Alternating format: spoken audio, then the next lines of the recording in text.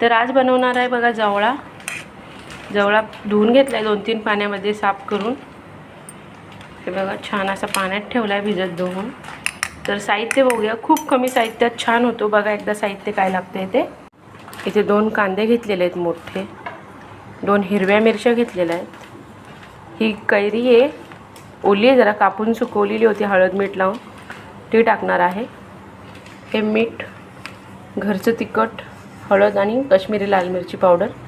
तर चला आपण सुरुवात करूया. तर बघा तेल तापलेलं आहे, कांदा टाकून घेऊया.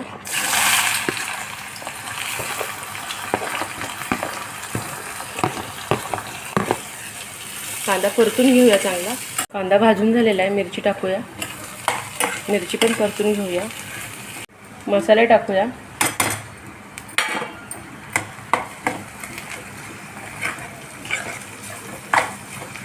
मसाला बघा आपला परतून झाला आहे. आता धुवून ठेवलेला जवळा टाकूया याच्यात. जवळा 2 मिनटं परतून घेऊया. तर जेवढा रस्सा हवा आहे तेवढंच पाणी घालायचं याच्यात शिजायपर्यंत. त्याला मिक्स करून घेऊया जरा. आणि ही कैरी ठेवलेली ती घालायची आणि आंबा शिजून घेऊया. आपला जवळा झालेला आहे. आता कोथिंबीर धुवून घेतला आहे, तो कापून टाकूया त्याच्यात बारीक.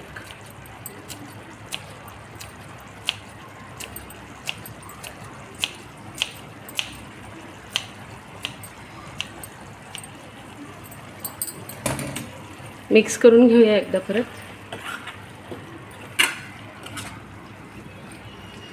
बघा मस्त आपला असा जवळा तयार झालेला आहे.